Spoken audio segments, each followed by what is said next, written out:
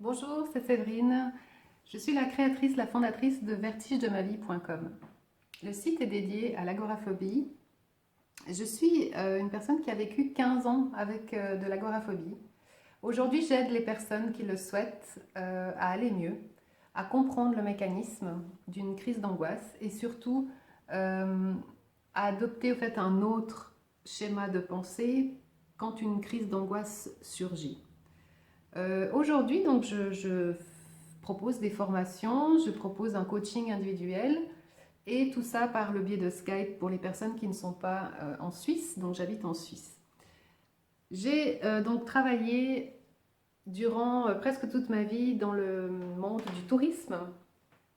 J'ai été agent de voyage pendant près de 15 ans et j'ai toujours travaillé donc à 100%.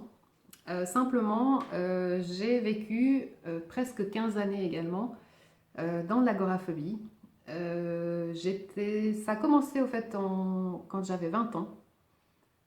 Pourquoi ça a commencé? Je pense qu'il y a eu pas mal de facteurs déclencheurs. Il y a eu une prédisposition, je pense aussi, de pas mal de stress au fait dans ma vie d'adolescente. Et à l'arrivée, donc à l'âge de 20 ans à peu près, j'ai eu ma première crise d'angoisse dans un centre commercial. Là, c'était la panique à bord parce que je ne savais pas du tout ce qui se passait. Les mains moites, la tête qui tourne, les vertiges, mal au ventre, une envie juste urgente de partir, une peur de tomber dans les pommes, de faire une crise cardiaque, enfin voilà, toutes des choses au fait que l'agoraphobe maintenant connaît. Et voilà, et en fait, ça a commencé comme ça. J'ai pas fait trop attention, j'ai laissé tout ça un petit peu de côté et j'ai continué tant bien que mal au fait à vivre ou à tenter en tout cas de vivre normalement. Chose qui ne s'est pas du tout passée comme je pensais. En effet, j'étais sujette tout le temps à des angoisses. Je m'inquiétais de tout le temps. Il fallait que je prévoie mon trajet, mon chemin. Si j'avais un embouteillage, s'il y avait un embouteillage, s'il y avait enfin voilà, un retard quelconque, c'était la crise assurée. Et je me suis retrouvée face à l'incompréhension en fait, totale de mon entourage. Ça a été très difficile parce qu'on a la sensation en fait, tout simplement d'être fou, d'être quasiment en dépression ou d'être tout simplement bonne à enfermer parce que on se reconnaît plus, on ne sait plus pourquoi on n'arrive plus à aller à tel endroit. On associe au fait l'endroit au fait à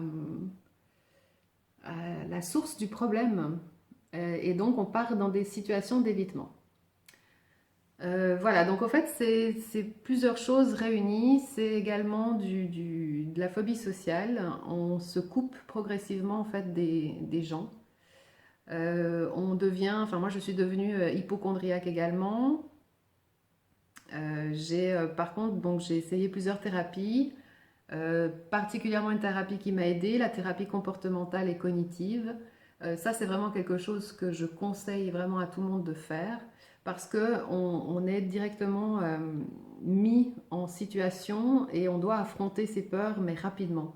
C'est pas de parler du passé, bien sûr que c'est important aussi, mais disons que là, on fonce directement et on doit vraiment se noter sur un cahier l'échelle, au fait, comment ça s'est passé, est-ce qu'on avait beaucoup de stress? Qu'est-ce qu'on avait mangé avant? Est-ce qu'on pensait à quelque chose en particulier? Est-ce qu'on a réussi, pas réussi?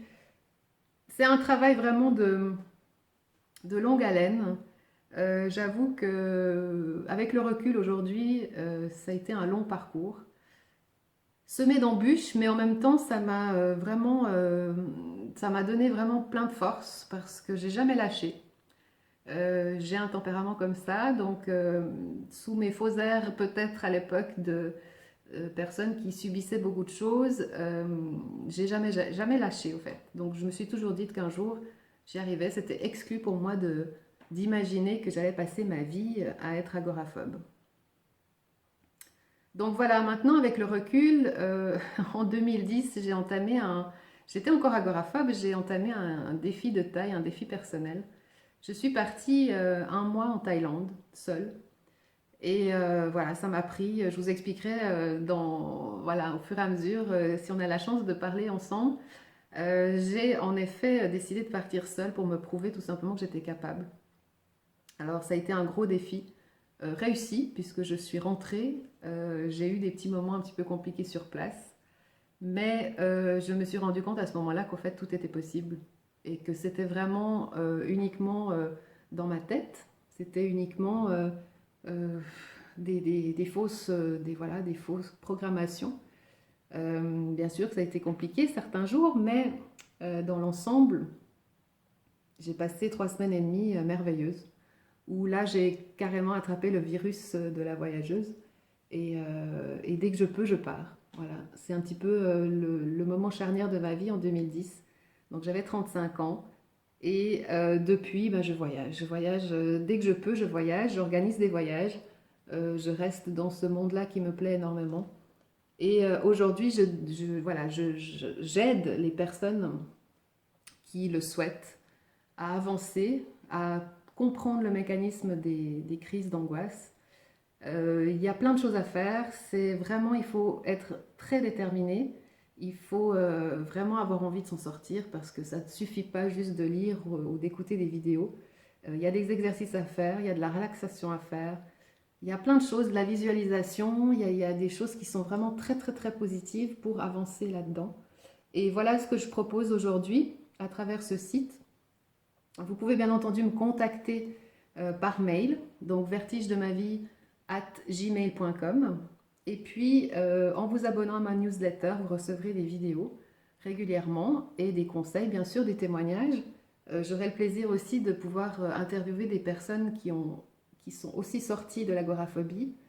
J'espère aussi pouvoir contacter quelques professionnels dans le métier de la santé et pouvoir un petit peu parler de ce sujet qui, comme vous le savez, est toujours très tabou. Voilà, que vous sachiez juste qu'une dernière chose, en Suisse, on estime à peu près, dans la seule ville où j'habite, de Lausanne, on estime à peu près à 4000 agoraphobes détectés, enfin détectés, inscrits et reconnus comme tels, et environ 200 000 agoraphobes en Suisse. Quand je parle niveau mondial, on est environ à 200 millions de personnes, donc ça touche environ 2 à 3% de la population. C'est essentiellement des femmes, et voilà. Et au fait, ça reste très tabou, ça reste quelque chose au fait on ne dit pas, on n'ose pas, on n'en parle pas, et on vit vraiment une véritable souffrance intérieure qui nous empêche au fait de faire simplement les choses quotidiennes, ou alors on les fait, mais vraiment dans un épuisement total parce que ça nous demande énormément d'efforts à faire. Donc moi maintenant j'ai trouvé les clés. Je sais comment on fait. J'ai mon protocole. Je ne dis pas que j'ai plus du tout de crise, ça m'arrive encore de temps en temps. Mais la vie a complètement changé. Aujourd'hui, je voyage, comme je vous ai dit, seule dès que je peux. Et voilà, je suis heureuse de ça et j'aimerais vraiment pouvoir apporter cette sérénité de ce côté-là à un maximum de personnes. Donc si vous avez envie de tenter l'aventure avec moi, n'hésitez pas, contactez-moi, je suis à votre disposition et pour en parler. Voilà, je vous souhaite un excellent week-end, une belle journée. Profitez, surtout ne lâchez rien. Sachez que vous êtes à ça peut-être de la fin de cette agoraphobie. Et si vous avez des personnes dans votre entourage qui sont concernées par ce sujet, je vous remercie d'avance de leur parler, de mon parcours et de mon site.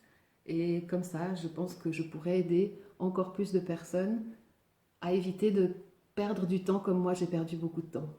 Voilà, je vous embrasse et je vous dis à bientôt. Merci, bye bye.